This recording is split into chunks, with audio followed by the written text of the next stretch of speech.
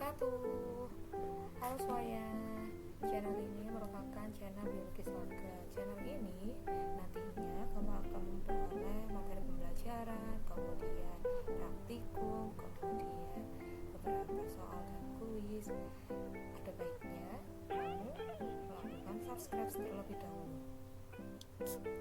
Oke, untuk pembelajaran pertama kelas 10 SMA, yaitu kita akan mempelajari mengenai ruang lingkup biologi. Apa sebenarnya ruang lingkup biologi? Itu adalah materi dasar di mana nanti kita akan belajar metode ilmiah, kemudian kita akan mempelajari cabang-cabang biologi, kita akan juga mempelajari mengenai beberapa permasalahan yang ada di bidang biologi, kemudian kita akan mempelajari mengenai tingkatan organisasi makhluk hidup dan sebagainya. Yuk kita mulai. Oke, saya memiliki beberapa contoh-contoh atau urutan dari organisasi tingkatan kehidupan. Dimulai dari mana? Tentu kalau kita mengurutkan itu, kita urutkan dari mulai yang terkecil hingga yang terbesar dalam tatanan kehidupan. Yang pertama apa? Tentu saja atom. Kemudian di sini disusul oleh molekul, sel organel atau organel sel, kemudian selnya, kemudian jaringan atau tisu, kemudian organ, kemudian sistem organs, kemudian organism atau individu, kemudian ada population atau populasi, kemudian di sini ada komunitas, kemudian di sini ekosistem, kemudian ada bioma, kemudian ada biosfer. Oke, nanti kamu diminta untuk apa? Menyebutkan makna dari tingkatan organisasi ini beserta apa? Tentu saja beserta contohnya. Coba kita bedah satu-satu ya. Kalau untuk atom, tentu saja apa? Satu atom itu biasanya contohnya adalah satu unsur, misalkan ada hidrogen, kemudian Fe, kemudian ada FCa dan sebagainya. Nah, itu merupakan apa? Atom. Nah, kemudian kita ada molekul. Molekul itu apa? Kumpulan atau beberapa atom yang saling bergabung akan membentuk suatu molekul. Nah, molekul sendiri apa? Contohnya, misalkan apabila mempunyai contoh adalah air. Molekul air terdiri dari apa? Atom H, kemudian atom oksigen. Jadi kalau dilihat adalah dua atom hidrogen dan satu atom oksigen. Jadi nanti kita menyebutnya adalah H2O, ya, molekul. Kemudian saya memiliki organel sel. Nah, kalau organel sel itu adalah bagian di dalamnya sel. Nah, bagian di dalamnya sel apa? Tentu saja ada ribosom, mitokondria, kemudian ada sel wall, kemudian ada sitoplasm dan sebagainya. Nah, ada beberapa organel sel, kemudian akan membentuk di dalam satu wadah yang sama, itu disebut sel. Nah, sel terdiri dari dua jenis. Apa itu? Plant cell atau sel tumbuhan dan animal cells atau sel hewan. Itu adalah berarti apa? Sel merupakan unit terkecil makhluk hidup di mana di dalamnya terdapat banyak organel sel, ya. Oke. Kemudian terdapat jaringan. Nah, kalau jaringan berarti apa? Beberapa kumpulan sel sejenis yang membentuk suatu jaringan. Nah, itu adalah tisu atau jaringan. Kemudian organ. Nah, kalau organ apa? Contoh dari tisu dulu. Nah, contoh dari jaringan. Nah, kalau jaringan banyak nih. Ada jaringan penguat, ada jaringan penyokong kalau itu dari tumbuhan. Kemudian kalau manusia ada jaringan areolar, kemudian ada jaringan epitel pada kulit dan sebagainya. Nah, sekarang kita giliran nantinya adalah organ. Nah, untuk organ itu berarti ada kumpulan dari atau beberapa jaringan yang membentuk suatu fungsi yang menjalankan suatu fungsi yang tertentu. Saya ulangi, organ merupakan apa? Beberapa jaringan yang tidak sejenis, tidak perlu harus sejenis, yang tidak sejenis yang menjalankan satu fungsi yang sama atau fungsi tertentu. Contoh nih, ada beberapa jaringan. Contoh tadi ada jaringan areolar, kemudian ada jaringan epitel. Itu di mana? Itu di kulit. Berarti organnya adalah kulit. Seperti itu ya. Kemudian ada sistem organ. Nah, sistem organ itu apa? Lebih dari satu organ yang menjalankan satu fungsi tertentu. Saya ulangi, sistem organ adalah lebih dari satu organ yang menjalankan fungsi tertentu. Contohnya apa? Menjalankan satu fungsi tertentu. Misalkan sistem pencernaan. Berarti kita lihat nih, organnya ada apa aja? Organnya dari mulai kerongkongan, kemudian lambung, kemudian usus kecil, usus besar, dan sebagainya. Itu akan menjalankan apa? Sistem organ pencernaan. Kemudian organisme atau individu, yaitu apa? Satu makhluk hidup yang berpotensi memiliki keturunan yang baru. Tidak perlu kamu harus menuliskan suatu organisme yang terdiri dari berbagai macam sistem organ. Iya benar sih, terdiri dari berbagai macam organ, tetapi dia apa? Nantinya akan mampu melakukan reproduksi bersama dengan organisme yang lain. Itu ya, berarti organisme apa? Satu makhluk hidup di mana sudah lengkap terdiri dari sistem organ, tisu, sel organisme, kemudian apa? Akan mampu bersama organisme yang lain membentuk individu yang baru. Kemudian kita mempunyai populasi. Nah, untuk populasi sendiri itu contohnya kalau saya memiliki beberapa zebra di padang rumput yang sama. Nah, itu berarti gimana nih? Populasi beberapa individu sejenis, harus sejenis, iya betul, sejenis yang berada di tempat yang sama. Nah, itu berarti kita sebut sebagai populasi. Beberapa individu yang sejenis, berarti lebih dari satu ya, yang berkumpul di tempat yang sama. Contohnya tadi seperti zebra, beberapa zebra, lebih dari satu zebra di padang rumput. Nah, itu disebut kita populasi. Bagaimana jika nanti saya tambahkan di situ di padang rumput ada sebanyak zebra, saya tambahkan misalnya di situ ada predatornya, yaitu misalkan di situ ada sekelompok kudanil, jadi ada sekelompok zebra, kemudian ada sekelompok kudanil di satu tempat yang sama, maka itu disebut komunitas. Berarti bisa kita simpulkan bahwa komunitas adalah lebih dari satu populasi. Ingat, lebih dari satu populasi, yaitu tadi populasi zebra dan populasi kudanil di tempat yang sama. Kemudian ada ekosistem. Apa itu? Timbal balik antara makhluk hidup dengan lingkungannya, di mana nanti ada komponen abiotik serta biotiknya yang saling bekerja sama. Kemudian ada bioma. Nah, bioma itu apa? Habitat atau dataran yang luas. Contohnya apa? Misalkan saya di situ ada gurun. Nah, gurun itu terdiri dari beberapa ekosistem. Jadi contohnya kamu lebih abstrak, di mana kalau bioma itu di dalamnya itu terdapat beberapa komponen ekosistem. Contohnya ada ekosistem oasis, ekosistem padang pasirnya. Nah, itu berarti dataran yang luas itu membentuk gurun. Nah, itu disebut bioma. Kemudian saya ada biosfer. Biosfer itu apa? Biosfer itu lapisan bumi, di mana di lapisan bumi ada berbagai macam lapisan yang akan menyelubungi semua makhluk hidup yang ada di bumi. Oke, kamu tadi sudah mempelajari mengenai 1 sampai 13 tingkatan organisasi pada kehidupan. Nah, saya memiliki 4 apa? Gambar. Tentukan dari 4 ini yang manakah yang merupakan salah satu dari 13 tingkatan organisasi kehidupan. Tuliskan pada buku tulismu. Nomor 1. Nah, oke, nomor 1 ini ada sekumpulan hewan kudu. Kudu itu seperti greater kudu itu seperti antelop ya, antelop yang besar itu ada di savana. Kemudian yang kedua, saya memiliki gambar centrioles.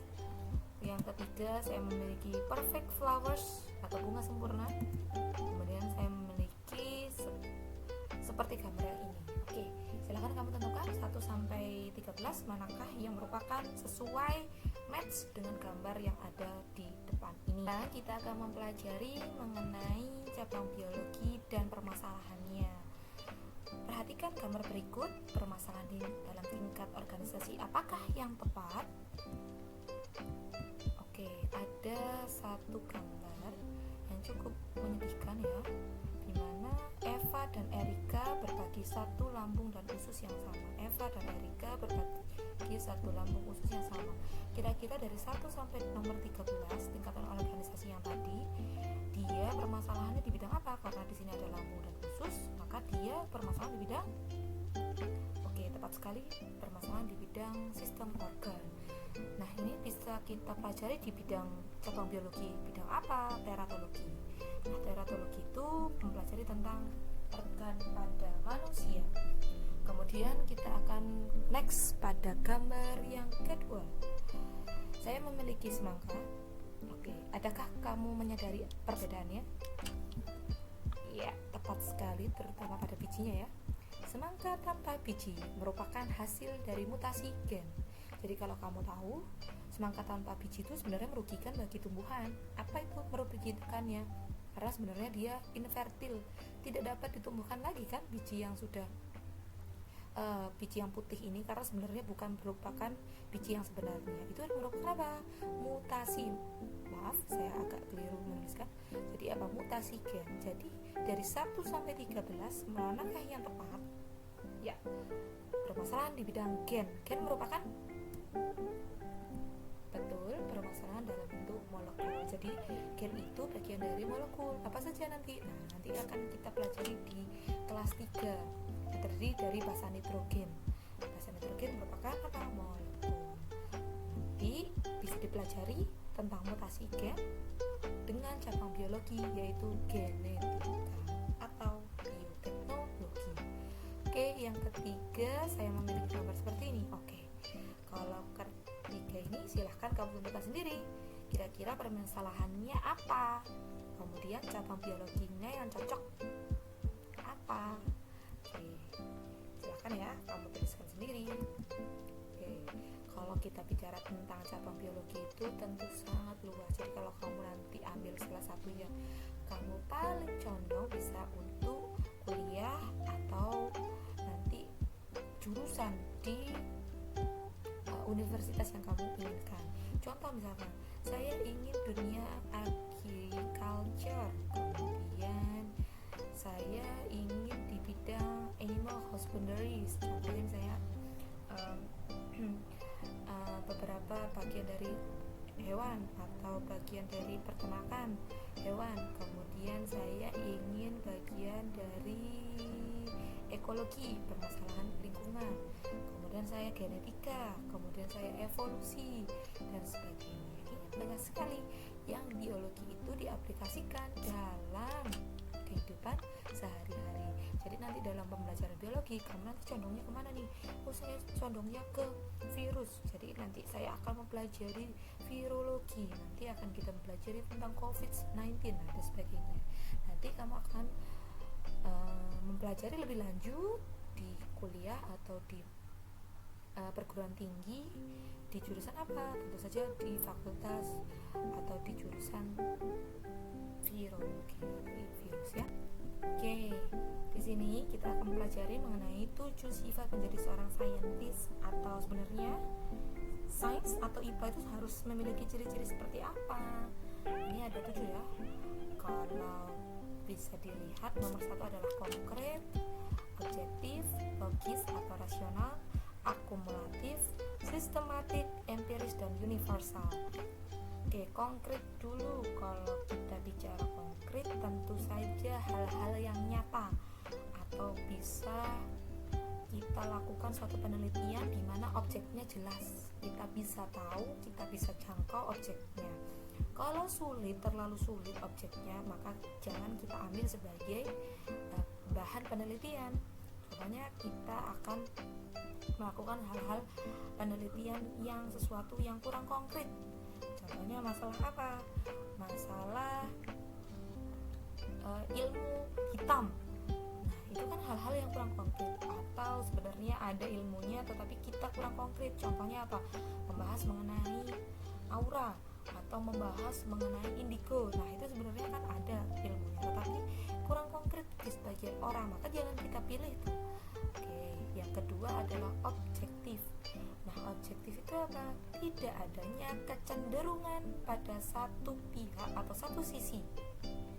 Jadi kita harus melakukan penelitian secara apa adanya.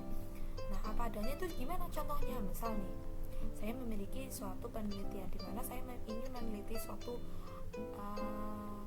kualitas air minuman dalam kemasan. Kualitas air minuman dalam kemasan dalam bentuk kualitasnya yaitu kandungan bakterinya.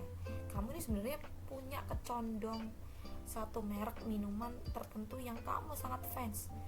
Nah itu ketika kamu melakukan satu penelitian, kamu condongnya harusnya merek ini nih harusnya baik karena saya setiap hari sudah meminumnya. Nah itu suatu hal yang objektif. Nah itu kecondongan terhadap satu sisi, itu dilarang ya. Kemudian yang ketiga, logis atau rasional.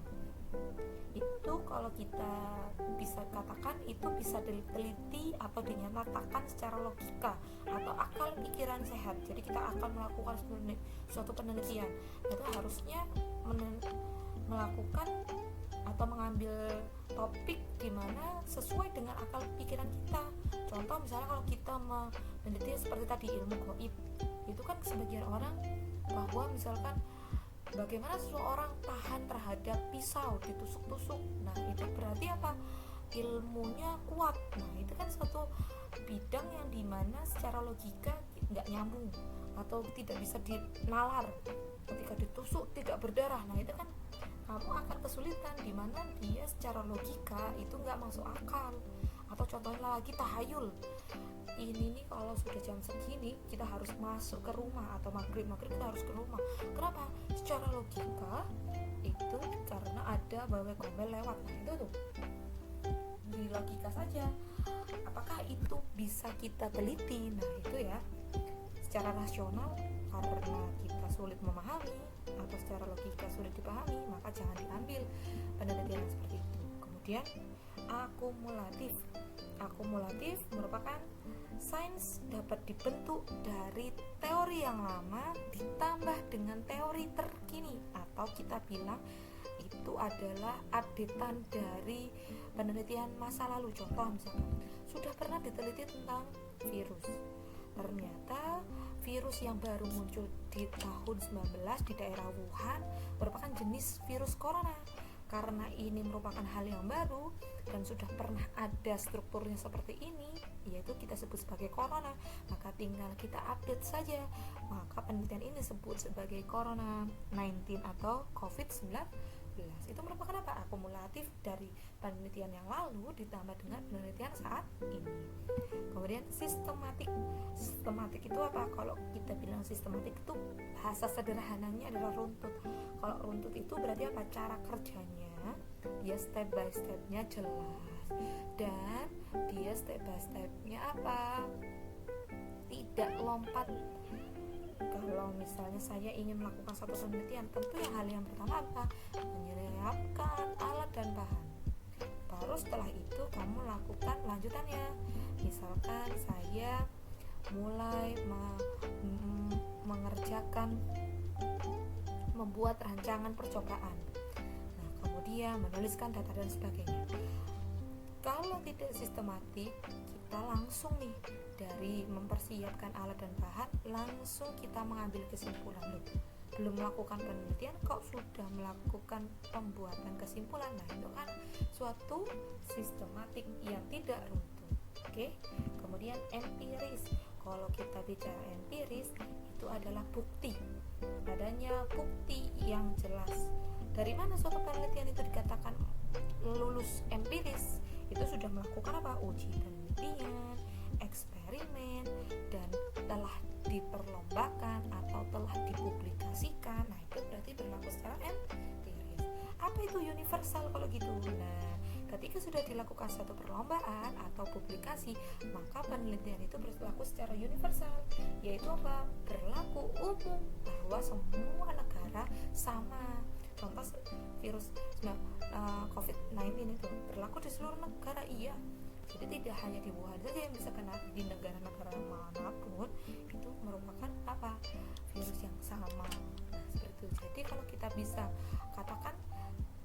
sifat seorang saintis atau tujuh IPA itu, ilmu IPA itu harus memenuhi ini Kolaseu. Oke, sekarang kita akan membahas mengenai scientific method atau metode ilmiah. Jika muncul pertanyaan, bagaimanakah cara menyelesaikan persoalan yang ada di sekitar kita, yang ada kaitannya dengan biologi, maka jawabannya adalah melalui metode ilmiah.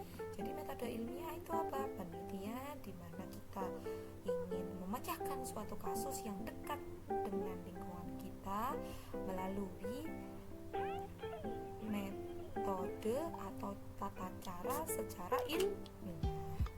Oke, kita mulai ya. Misalkan saya mempunyai kasus seperti ini. Rani sedang berjalan di kebun Rani. Ia menemukan adanya suatu pohon mawar yang tinggi dengan daunnya yang hijau segar dan penuh dengan bunga. Saat itu ia teringat bahwa tanaman mawar ia sebenarnya juga punya nih di dalam rumahnya ya.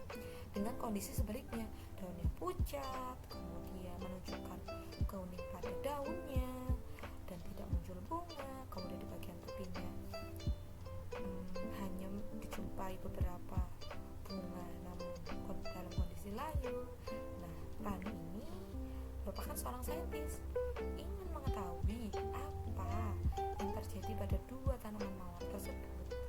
Apa yang ia harus lakukan? Tentu saja dia harus melakukan metode ilmiah. Jadi dia itu pertama berarti menunjukkan ketertarikan bahwa adanya fenomena di sekitar kehidupannya di mana beda jauh. Di luar banyak bunganya, kemudian tumbuh segar, subur, sedangkan di dalam ruangan sebenarnya tumbuh dengan subur namun kondisinya kurang memungkinkan, kadang dia layu dengan sedikit bunga. Maka kita lakukan dengan langkah-langkah metode penelitian atau ilmiah. Langkah pertama adalah memilih permasalahan dan penelitian. Ini ada berapa step nih? Ada sekitar 7 step. Ketika dia sudah memilih permasalahan dan sudah melakukan penelitian, pra penelitian itu apa? Pra penelitian itu apakah penelitian yang serupa sudah pernah dilakukan? Ketika sudah pernah dilakukan, jadi dia tinggal mengolah dengan kejadiannya saat ini. Oke, yang pertama adalah menentukan rumusan masalah. Yang kedua, membuat hipotesis. Yang ketiga, memilih metode penelitian. Yang keempat, menentukan variabel penelitian. Kemudian yang kelima, mengumpulkan data penelitian dan analisis data. Yang keenam, membuat kesimpulan. Nah, step dua ini yaitu making task and of conclusion, principle and theory, yaitu membuat satu teori dari kesimpulan ini bisa kita lakukan ketika penelitian kita berlaku secara universal, atau bisa jadi itu membuat law atau membuat suatu hukum atau suatu konsep seperti hukum Newton dan sebagainya. Itu sudah dilakukan percobaan berulang-ulang kali dan berlaku secara universal, maka kita bisa menyimpulkan sekaligus mepatenkan penelitian itu dalam bentuk apa? Setelah perlombaan atau publikasi, membuat law atau membuat semacam hukumnya kita sendiri. Jadi kalau kamu nanti melakukan satu penelitian kemudian berlaku secara universal, diuji dimanapun itu tetap sama, maka kita akan membentuk suatu hukum. Bisa saja nanti kamu Muhammad Zainuddin membentuk suatu hukum di mana dia mempunyai gaya gravitasinya sendiri, misalkan di dalam suatu ruangan yang dingin, misalkan gaya gravitasinya sekian. Nah, maka dari itu dia akan membentuk hukum gravitasi Muhammad Zainuddin. Nah, itu bisa jadi ketika itu berlaku secara universal. Kita ulangi ya, berarti ada 6 step. Yaitu apa? Memilih masalah dan pra penelitian bukan termasuk langkah-langkah metode, tetapi harus dilakukan sebelum melakukan metode ilmiah. Kemudian yang pertama tentu saja menentukan rumusan masalah, hipotesis, kemudian metode penelitian, kemudian variabel penelitian, kemudian mengumpulkan data, serta nanti kita akan membahas analisisnya. Kemudian yang keenam adalah membuat kesimpulan. Bagian yang bawah ini adalah dilakukan ketika telah dilakukan publikasi, perlombaan, atau sudah berlaku secara universal diujinya, maka akan membentuk principle concepts on making a law. Oke, sekarang kita berlatih ya. Dari permasalahannya Rani, coba kita melakukan metode ilmiah. Step by stepnya yang ke-6 step yang tadi kita akan coba untuk latihkan di sini. Yang pertama, membuat rumusan masalah. Nah, rumusan masalahnya tadi apa? Ketika dia melihat ada bunga outdoors dan indoors pada tanaman yang sama, padahal sama-sama bunga mawar, nah tumbuhan mawar itu berbeda. Nah, kamu bisa mulai dari apa? Dari membuat rumusan masalah dengan kalimat tanya. Apa cirinya? Diawali dengan depan, yaitu kalimat tanya atau kata tanya. Di sini ada tanda tanyanya. Di sini bisa kamu ganti menjadi adakah pengaruh intensitas cahaya, yaitu outdoor dan indoor, ya kan? Yaitu intensitas cahaya matahari terhadap tingginya batang dan warna bunga pada tanaman. Jadi kamu nanti bisa mengganti adakah ini atau dengan kalimat tanya bagaimanakah. Boleh adakah pengaruh atau bagaimanakah pengaruh, gitu ya. Benar, intensitas cahayanya kan di luar dan di dalam. Kemudian apa yang kamu ingin lihat, yaitu tingginya serta warna bunganya. Jadi kalau saya simpulkan, metode ilmiah yang pertama yaitu membuat rumusan masalah. Apa ciri yang pertama? Ada kalimat tanyanya, di mana diawali dengan kata tanya dan diakhiri dengan tanda tanya. Kemudian adanya pengaruh X terhadap Y. X-nya apa? Intensitas cahaya. Y-nya apa? Y-nya adalah tinggi tanaman dan warna bunga. Contohnya kalau misalnya saya ingin mau lihat pengaruhnya, ada nggak disiram dan tidak disiram. Nah, berarti apa? Adakah pengaruh kadar air gitu kan, X-nya terhadap apa? Kamu bisa lihat tingginya, kamu bisa lihat warna daunnya, kamu bisa lihat jumlah daunnya dan sebagainya. Terserah kamu. Pokoknya X adalah apa yang mempengaruhi, Y-nya apa yang kamu lihat. Oke ya. Oke. Kemudian yang kedua, membuat hipotesis. Hipotesis adalah dugaan sementara. Nah, dugaan sementaranya ya ada pengaruh atau tidak ada pengaruh. Kalau ada pengaruh berarti kita akan lanjut ke penelitian ini. Kalau tidak ada pengaruh, ngapain kita bikin penelitian ini? Jadi hipotesis yang benar dalam penelitian ini, penelitiannya Rani, adalah adanya pengaruh intensitas cahaya terhadap tinggi tanaman dan apa tadi? Warna bunga mawar. Betul ya? Kemudian yang ketiga adalah metode ilmiah. Yang metode ilmiah hal yang pertama kamu lakukan adalah mencari tempat penelitian, waktu penelitian yang pas, jenis penelitiannya, penelitian eksperimen ya. Yang ketiga atau yang C adalah menentukan alat dan bahannya. Oke. Kemudian yang keempat adalah membuat langkah-langkah penelitiannya. Saya ulangi, metode ilmiah itu terdiri dari tempat dan waktunya, jenis penelitiannya. Kalau eksperimen ya eksperimen. Kalau nanti kita mau cuman menyebar angket ya menyebar angket, cuman tanya jawab atau interview ya interview. Tapi dalam kasusnya Rani itu dia apa? Melakukan eksperimen kan, penelitian. Kemudian yang C itu menentukan alat dan bahan. Contohnya apa alat dan bahan pada kasusnya Rani tadi? Bahannya adalah ini. Bahan itu yang habis ya, tools itu alatnya yang tidak habis. Jadi ketika materials atau bahannya adalah dia mempunyai 2 pohon mawar di mana dia bibitnya sekitar 15 cm di 2 pot yang sama, ada tanahnya 100 gram diletakkan pada 2 pot yang sama, ada komposnya 50 gram, ada airnya setara 1 gelas mineral atau sekitar 240 ml, kemudian shaving trees dan roller itu sharing thread itu adalah benang jahit. Kalau nanti sulit untuk mengukurnya pakai penggaris, pakai sewing thread dulu, kemudian diletakkan di atasnya penggaris, lebih presisi.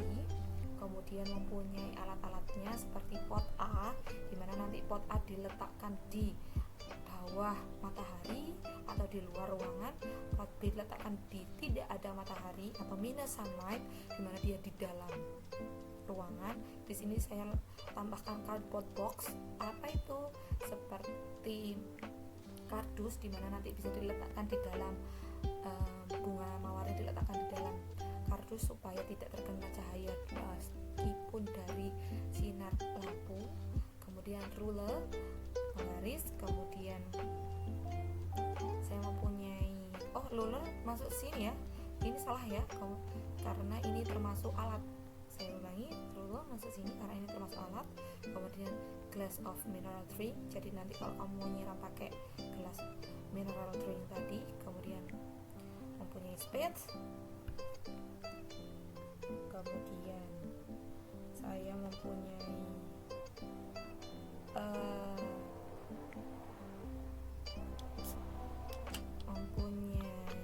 seperti timbangan, alat timbangan kalau saya ingin mengukur di beratnya. Kalau saya tidak mau mengukur beratnya, saya tidak perlu.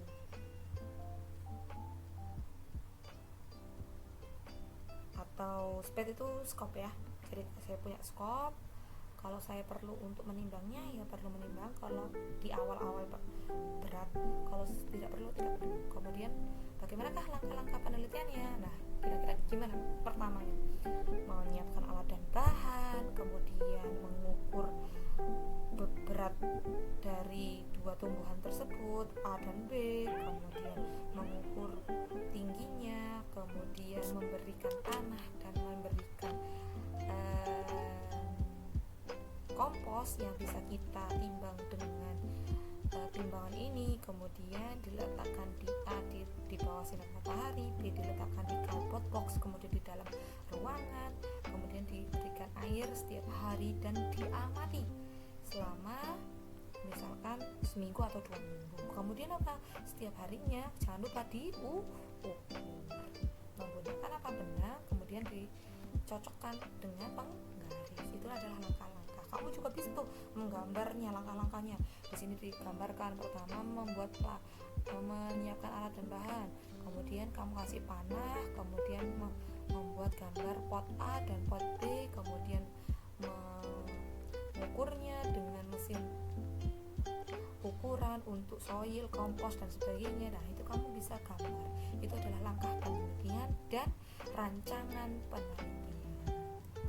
Oke, berikutnya saya lari ke nomor 4. Kalau sudah persiapan seperti itu, langkah yang keempat adalah menentukan variabel. Ada 3 jenis variabel, yaitu variabel kontrol, variabel manipulasi atau bebas, atau anggap saja independen, atau variabel yang ketiga adalah variabel respon atau terikat. Saya ulangi, ada 3 jenis variabel: kontrol, manipulasi atau bebas, atau independen sama. Kamu boleh pakai manipulasi, boleh, bebas boleh, independen boleh. Kemudian yang ketiga adalah variabel respon atau variabel terikat. Bagaimana cara menentukannya? Oke, kita lanjut next ya. Variabel kontrol adalah variabel yang dibuat sama di penelitian A dan B. Jadi apa saja di penelitian A dan B, di pot A dan di pot B yang kira-kira saya dibuat sama. Apa itu? Oke, kita coba cek ya. Oke, saya pakai ini. Kira-kira manakah yang sama, dibuat sama atau dibuat tetap pada penelitian A dan B. Oke, kira-kira yang harus sama apa? Ini ya, harus sama. Ini berarti apa? Kontrol. Jadi ini merupakan variabel kontrol karena harus memiliki 2 tumbuhan yang sama. Pertama kali harus mempunyai tanaman yang sama, yaitu 15 cm.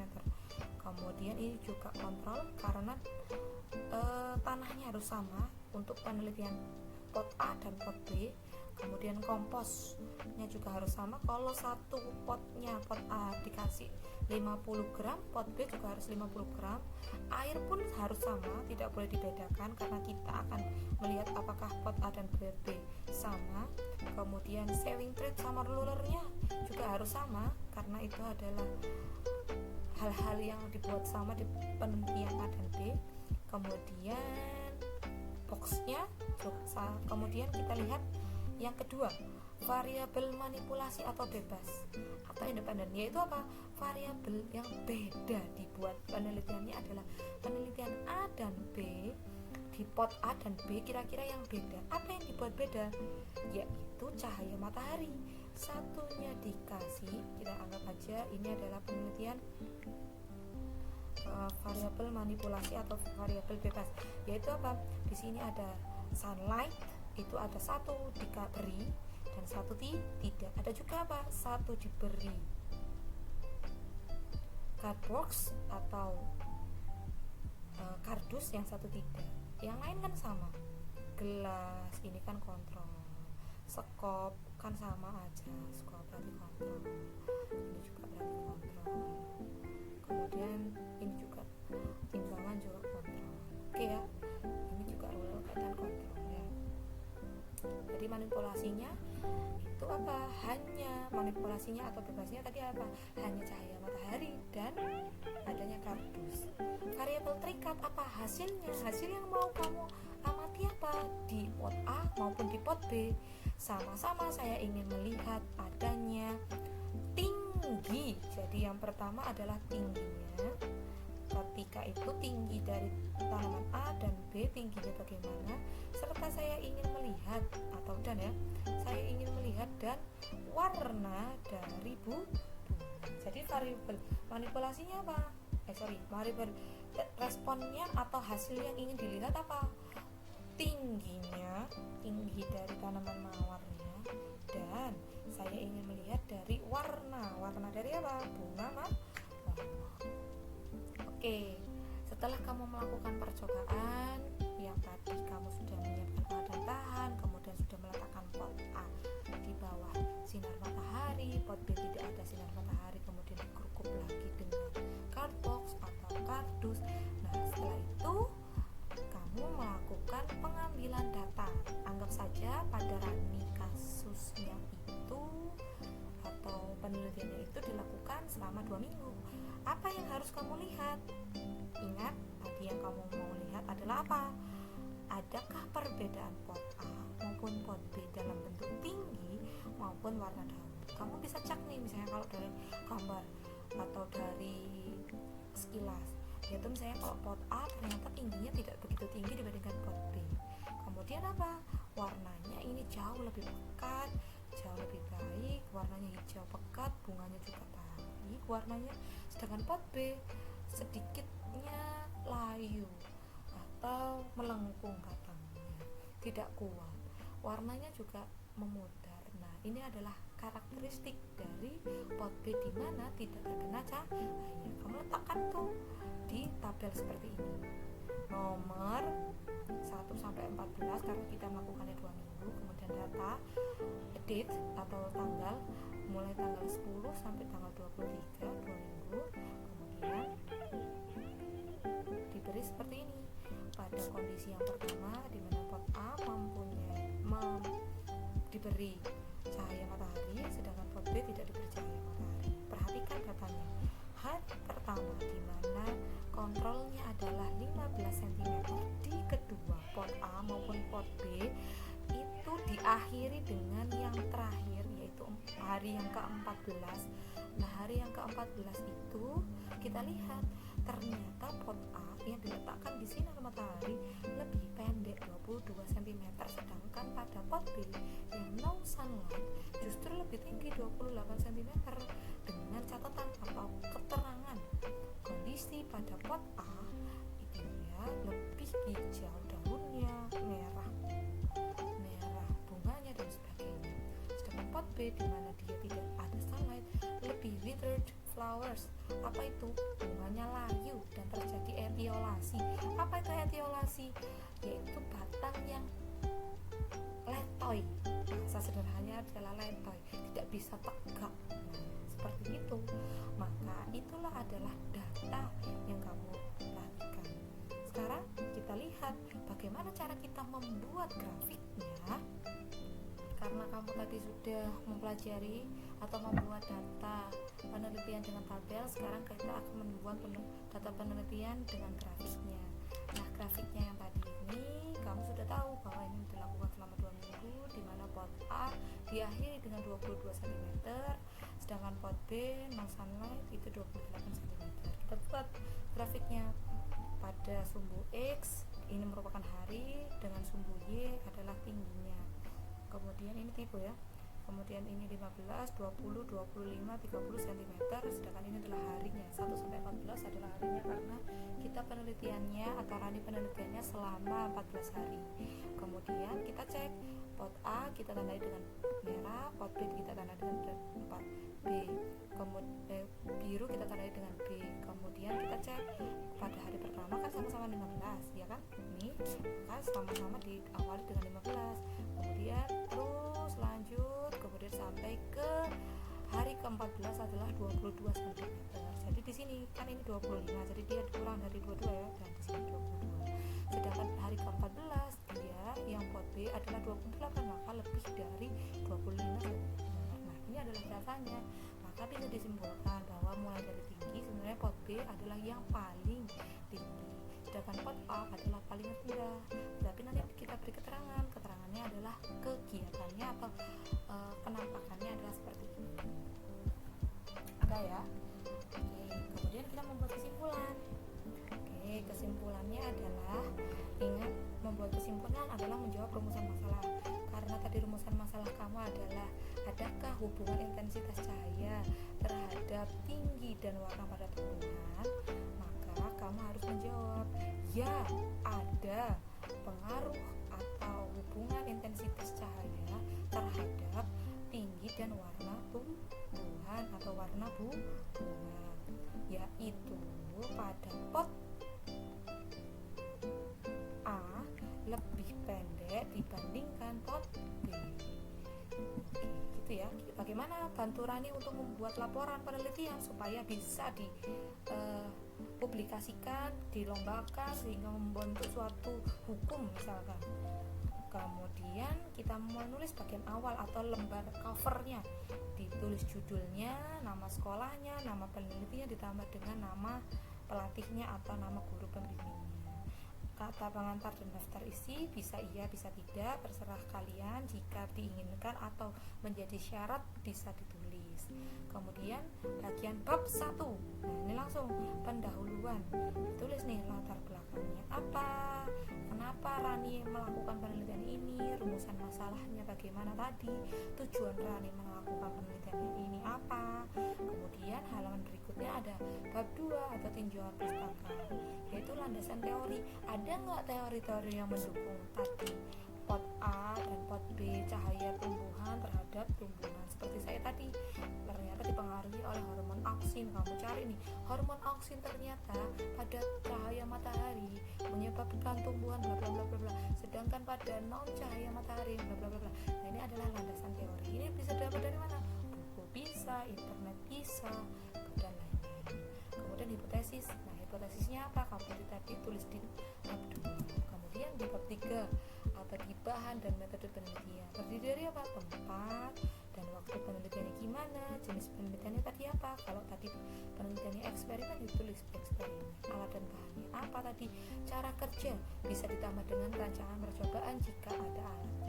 Jadi saya katakan kalau kamu boleh tuh menggambar pot A diberi air, pot B diberi air, kemudian bagaimana. Kemudian variabel. Nah, variabelnya bagaimana. Kemudian 3 jenis ya. Kemudian bab 4 hasil dan pembahasan. Hasilnya dalam bentuk apa? Tabel dulu, kemudian baru grafik. Dan B adalah analisis atau pembahasan. Yang tadi bagaimana, kenapa pot A lebih pendek dibandingkan pot B. Yang keempat kesimpulan dan saran. Kesimpulannya apa tadi? Kemudian sarannya bisa jadi untuk penelitian selanjutnya, misalkan ada baiknya kita menggunakan tanaman yang berbeda, misalkan sarannya seperti tanaman bunga matahari, misalkan seperti itu. Kemudian dokumentasi dan sebagainya. Oke, saya akan tunjukkan beberapa contoh penelitian yang sudah dilakukan. Contohnya adalah menjernihkan air limbah kantin SMA 3. Ini kan judulnya. Ini ada kopnya. Kamu misalnya kalau nggak bisa pakai kop, bisa pakai garis-garis namanya, kemudian kelasnya, guru pembimbingnya siapa, tentu saja guru biologi atau guru pembimbing kamu SMA 3. Ini 2 kali ya, ini 1 kali saja cukup. Kemudian kamu tulis di sini jalan Mehmet bla bla bla bla bla bla. Ini adalah bagian cover. Oke, setelah kamu tadi ada covernya, silahkan kamu lihat bagaimanakah dengan bab 1. Nah, ditulis nanti bab 1-nya seperti apa. Ternyata bab 1-nya pendahuluan adalah sebagai berikut. Di sini tulis latar belakangnya, apa alasannya, rumusan masalahnya tadi bagaimana, tujuan bagaimana. Bab 2-nya adalah kajian pustaka. Kajian pustakanya apa? Nah, ditulis tuh, dicari bagaimana destilasinya, ada bagaimana pasir dan sebagainya. Kemudian bab 3 alat dan bahan, waktunya dulu, kemudian metodenya tadi penelitian, alat dan bahan dan sebagainya, cara kerja. Nah, di sini saya ada nih rancangan percobaan. Jika misalkan ada alatnya, ini kan ada destilasi, maka ada rancangannya seperti ini ya. Ini bisa kamu pelajari nanti ketika kamu di KIR atau di percobaan ilmiah. Nah, kemudian membuat datanya, kemudian membuat grafiknya, kemudian dianalisis. Kalau sudah dianalisis, diberi berikutnya. Apa itu yang berikutnya? Adalah kesimpulan serta saran. Dan diakhiri dengan apa? Daftar pustaka. Nah, untuk daftar pustaka bisa dari buku, bisa dari internet. Bagaimana cara menulis daftar pustaka? Ingat, untuk menulis daftar pustaka, jika dari HTTP ditulis dari anonim atau dari ada nggak namanya, kemudian tahunnya, WW-nya apa, kemudian diakses tanggal berapa. Kalau kamu dari buku, nama orangnya dibalik, misalkan Rimas Aldila, di sini Aldila, Rimas, kemudian tanggalnya, kemudian judul bukunya, kemudian di sini penerbitnya, dan di sini adalah apanya? Di sini adalah kota penerbitnya. Misalnya Surabaya. Di sini adalah misalnya Erlangga. Kemudian di sini adalah Surabaya. Kemudian jangan lupa bagian terakhir adalah lampiran adalah dokumentasi. Begitu ya. Sampai di sini pertemuan kita mengenai bab 1, yaitu ruang lingkup biologi. Bagaimana kita membuat suatu rancangan percobaan dan sebagainya. Terima kasih semuanya, jangan lupa di subscribe dan tunggu untuk pembelajaran bab berikutnya. See you, wassalamualaikum warahmatullahi wabarakatuh.